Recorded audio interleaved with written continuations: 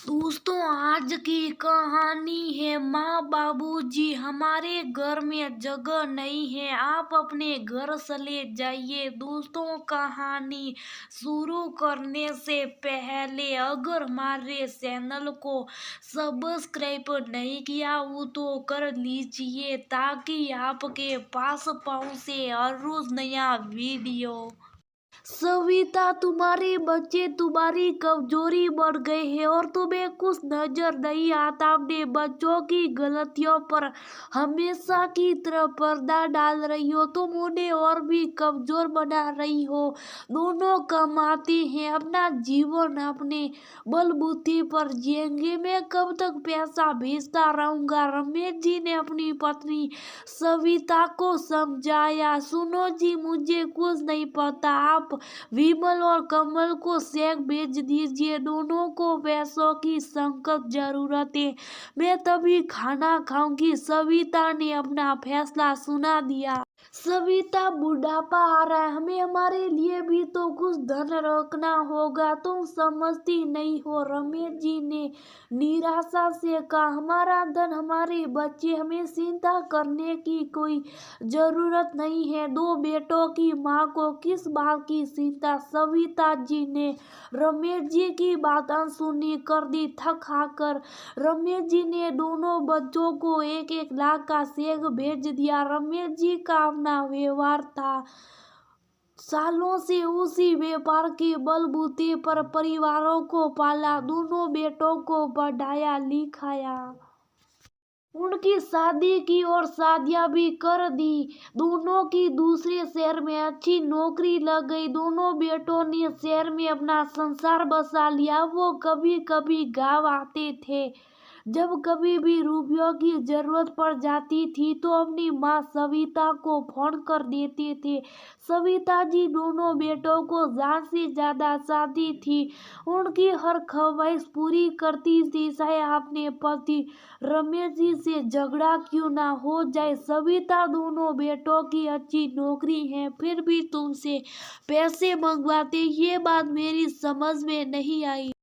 उन्हें तो किसी चीज की कमी नहीं है। मैं आजकल अकेली धंधा संभालता हूँ, मेरा धंधा भी इतना अच्छा नहीं चल रहा है।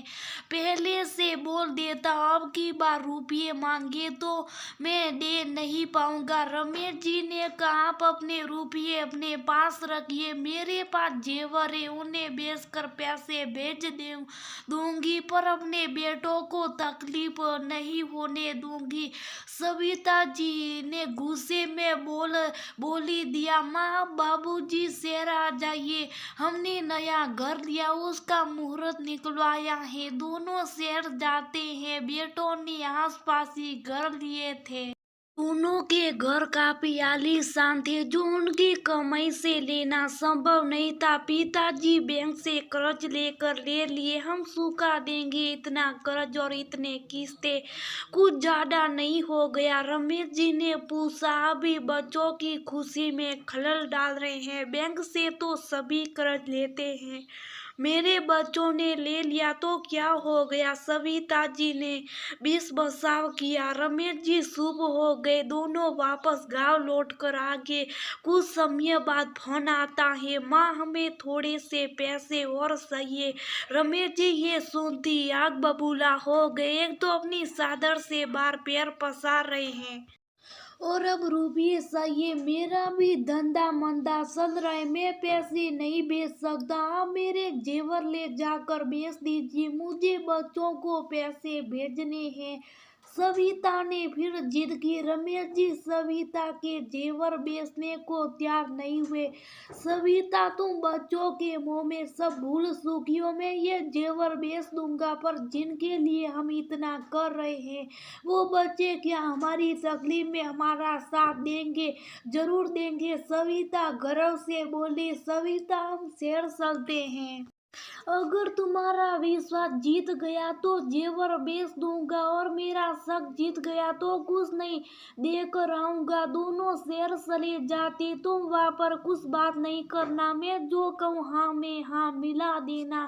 शाम को विमल और कमल अपने परिवार के साथ बैठ जाते। रमेश जी कहते मेरा व्यापार कुछ खास नहीं चल रहा है। तुम दोनों को जो भी रुपया भेजा उसका ब्याज बढ़ गया और नहीं चुकाएंगे तो सेठ हमसे घर छीन लेगा। तुम्हारी माँ के जेवर में पहले ही बेच चुका हूँ।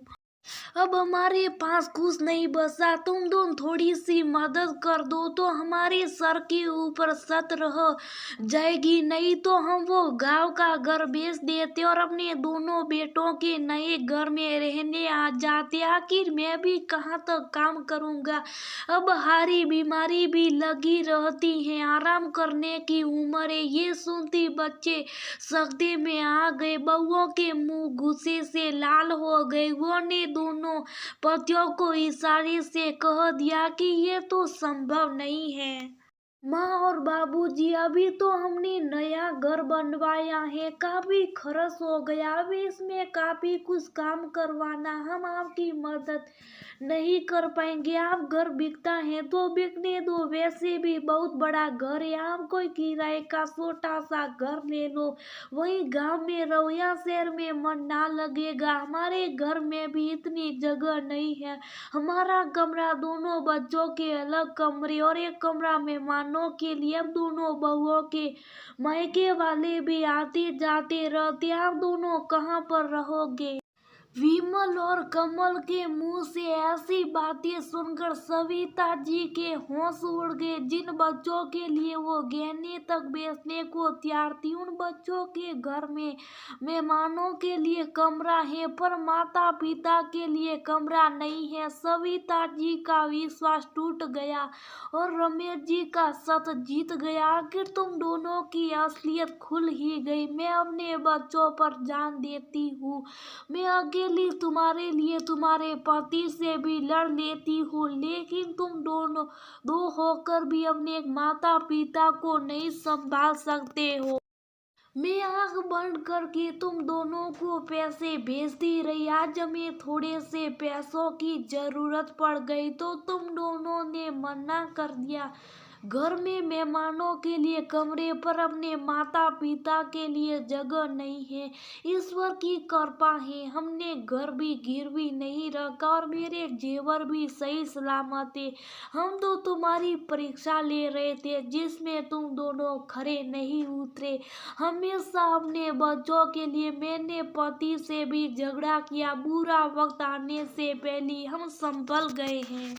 अब अपनी माँ से एक रुपया की भी उम्मीद मत रखना। गांव के घर और जेवर पर तुम्हारा कोई हक नहीं होगा। विमल और कमल शर्मिंदा थे पर सविता जी और रमेश जी वहाँ नहीं रुके और जेवर लेकर अपने गांव आ गए। महीनों तक सविता जी रोती रही। बेसन और परेशान सी रहने लगी। बच्चों के बिना जीवन ही व्यर्थ लगने लगा। पढ़ने और पढ़ाने का शुरू से शौकदाबाद में वो मजबूत हुई। अपने बड़े से घर में वो ने स्कूल खोल दिया।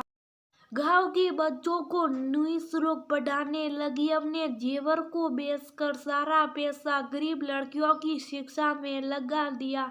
दो कमरे अपने लिए रख कर उन्होंने पूरे घर को विद्यालय बना दिया। रमेश जी के व्यापार से घर खर्च निकल ही जाता था। बच्चों की सेल बेल से मन लगने लगा और आत्म संतुष्टि भी